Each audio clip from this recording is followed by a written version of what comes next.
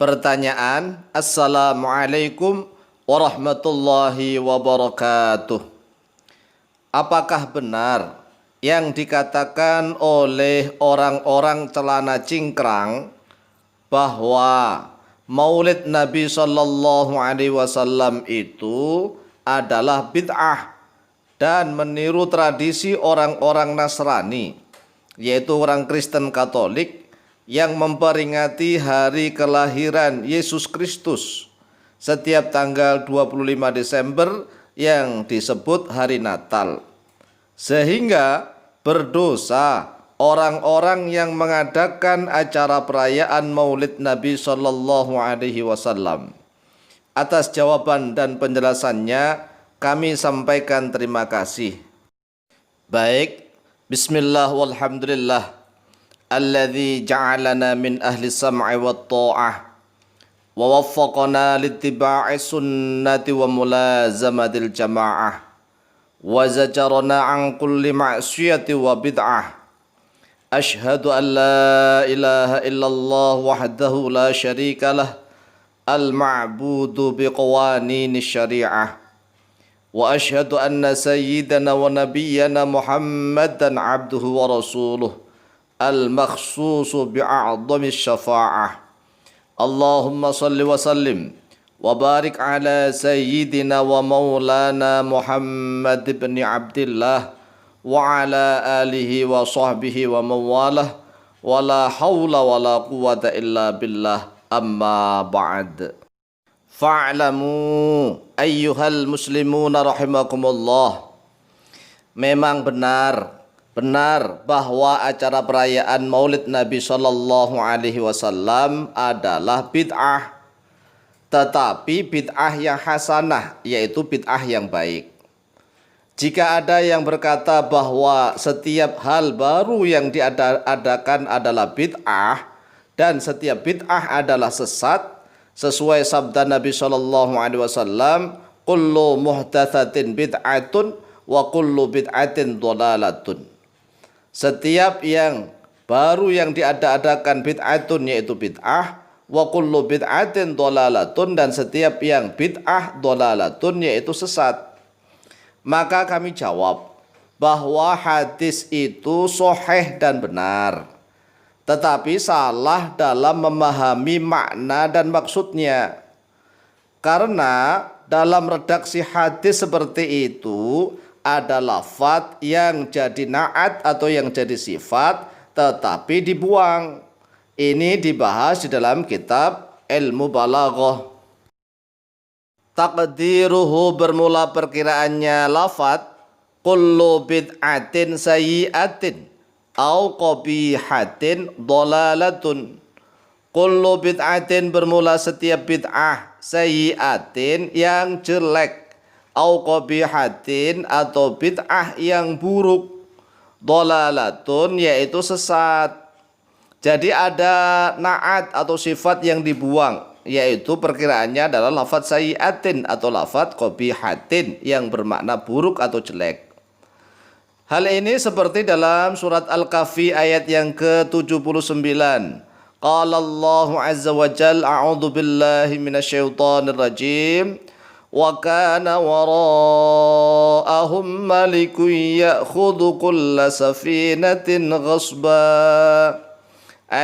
Kulla safinatin hasanatin aw solihatin, yaitu setiap perahu yang hasanah, yang baik, aw solihatin. Jadi perahu yang rusak tidak akan diambil oleh sang raja. Yang diambil hanya perahu yang baik-baik saja. Karena jika setiap perahu yang baik dan yang buruk, yang rusak diambil oleh raja, maka tidak mungkin Nabiullah Khidir merusak perahu milik orang miskin. Untuk apa dirusak? Toh nanti setiap perahu yang baik dan yang buruk diambil raja. Oleh sebab itulah para ulama ahli tafsir dalam menafsiri ayat ini, mereka semua sudah paham. Tidak seperti pemahamannya orang-orang cingkrang itu. Setiap ada kulu ya semuanya. Padahal ada na'at atau sifat yang dibuang. Begitu juga jika semua bid'ah adalah buruk, Maka tidak mungkin Sayyidina Umar bin Khattab radhiyallahu an berkata begini, ni'matil bid'atu hadhihi. Sebaik-baiknya bid'ah adalah ini. Toh Umar bin Khattab dan para sahabat sudah mendengar bahwa kata Rasulullah sallallahu alaihi wasallam, kullu bid'atin dhalalatun, setiap bid'ah yaitu sesat. Ngapain juga Umar bin Khattab mengatakan ada bid'ah yang baik bahkan sebaik-baik bid'ah? Oleh sebab itu di dalam kalam Arab sudah jelas ada lafadz yang kedudukannya menjadi na'at atau menjadi sifat yang dibuang. Begitulah di dalam hadis kullu bid'atin tersebut, ya takdirnya kullu bid'atin sayyi'atin, ya bid'ah yang buruk, qabihatin. Sehingga Imam Syafi'i membagi bid'ah ada yang baik, ada yang buruk, ada yang hasanah, ada yang sayyi'ah. Karena apa? Lafadz redaksi hadis seperti ini sudah maklum bagi orang-orang yang alim. Berbeda dengan orang-orang yang cingkrang, memang pemikirannya cingkrang sehingga tidak luas, agama menjadi sempit. Waqad qala al-Imam Jalaluddin As-Suyuti rahimahullahu ta'ala. Dan sungguh telah berkata oleh Imam Jalaluddin As-Suyuti rahimahullahu ta'ala fi husnil maqsidi fi amalil maulidi, di dalam kitab Husnul Maqsid fi amalil maulid.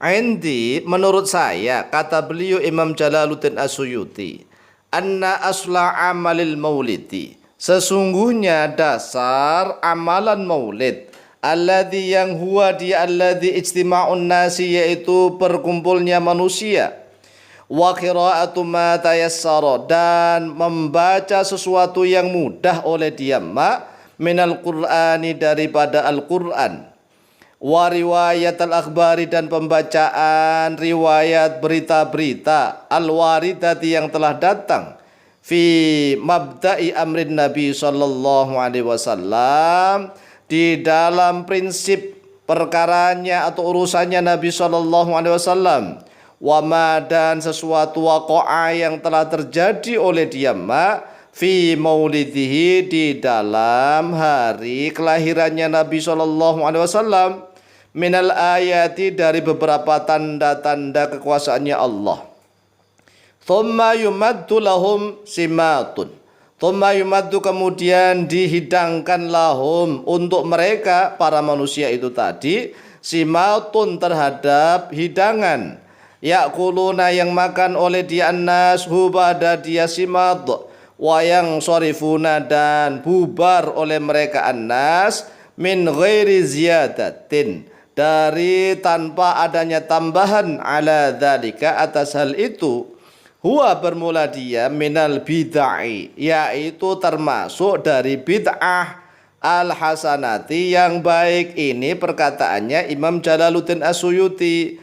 Jadi perayaan maulid itu minal bid'ah, tapi al-hasanati, termasuk dari beberapa jenis bid'ah, tapi yang hasanah, yang baik. Allati, yang yuthabu, diberikan pahala, alaiha, atasnya dia, allati sahibuha, terhadap pemiliknya dia allati.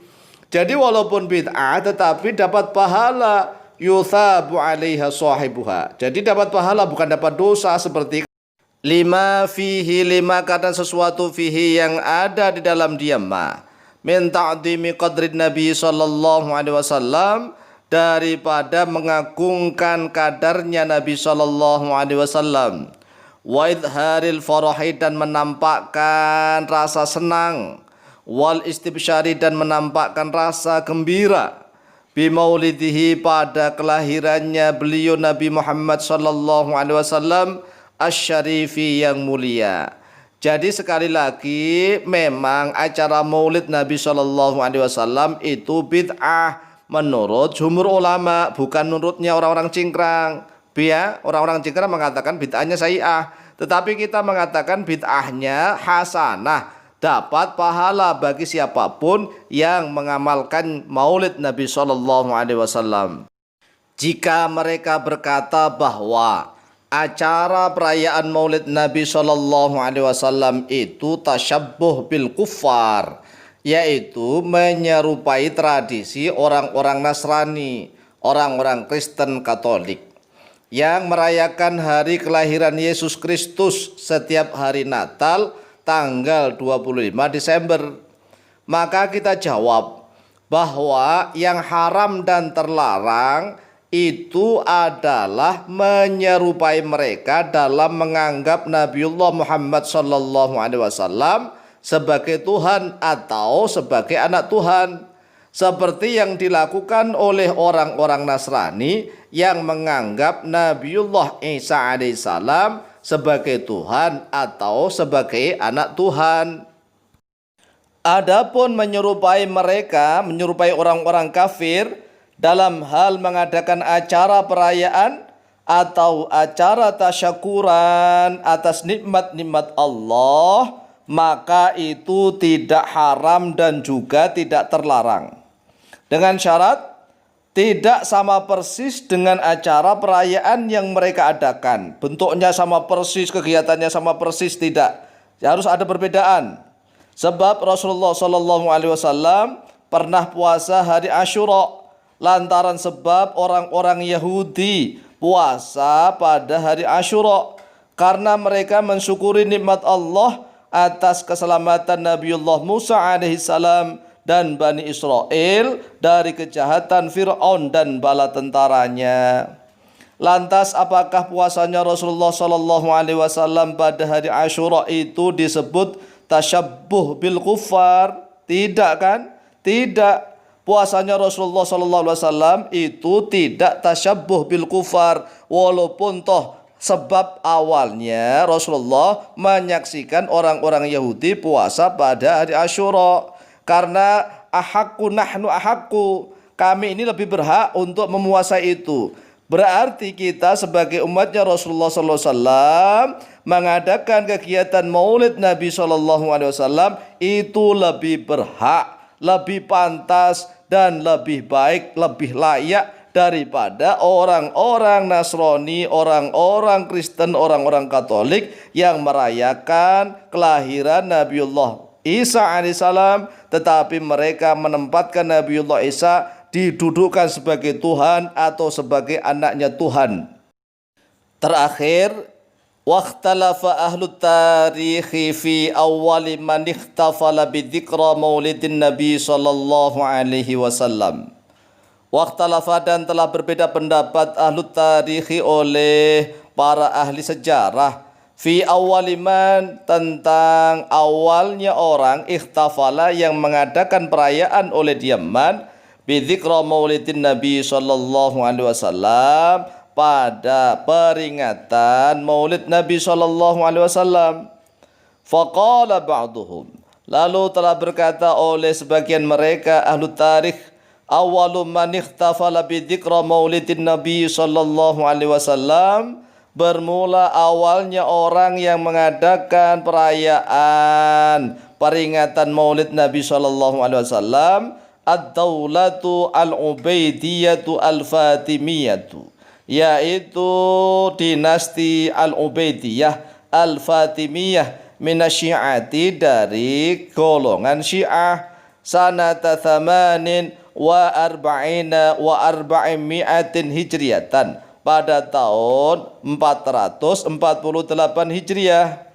Ini sebagian ulama, menurut sebagian ulama ahli tarikh. Wa qala al-akharuna, dan telah berkata oleh ulama ahli tarikh yang lainnya, kana awwalu man ihtafala bil maulidin Nabi sallallahu alaihi wasallam as-sultana Salahuddin al-Ayyubiyah. Karena ada awaluman, oleh pertamanya orang ihtafala yang mengadakan perayaan oleh diaman bil maulidi, pada al maulid an Nabi sallallahu alaihi wasallam, as-sultana, yaitu Sultan Salahuddin, ialah Sultan Salahuddin al-Ayyubi, al-Malika Mudaffaruddin Kaukaburi, yaitu Raja Mudaffaruddin al-Kaukaburi, yang hidup pada tahun 549 Hijriah hingga tahun 630 Hijriah. Ini kalau menurut penelitian ulama ahli tarikh. Sedangkan Rasulullah Shallallahu Alaihi Wasallam sendiri juga sudah pernah dan sering memperingati hari kelahiran beliau, bahkan setiap minggu. Waqad sahha al-khabaru, dan sungguh telah sahih al-khabaru oleh kabar, an Abi Qatadah, dari Abu Qatadah al-Ansari radhiyallahu anhu, anna Rasulullah sallallahu alaihi wasallam, sesungguhnya Rasulullah sallallahu alaihi wasallam, su'ila, yaitu telah ditanya terhadap beliau Rasulullah sallallahu alaihi wasallam, an shaumi yaumil itsnaini, tentang puasa pada hari Senin. Qala, telah bersabda oleh beliau Rasulullah sallallahu alaihi wasallam, dzaka yaumun wulidtu fihi. Dzaka bermula itu, yaumun yaitu hari, wulidtu telah dilahirkan terhadap aku, fihi di dalam dia hari itu. Ini namanya peringatan. Rasulullah sallallahu alaihi wasallam melakukan peringatan hari lahir beliau dengan puasa. Wa yaumun, dan yaitu hari, bu'ithtu telah diutus terhadap aku, au unzila atau telah diturunkan, alayya terhadap atasku, fihi di dalam dia hari Senin.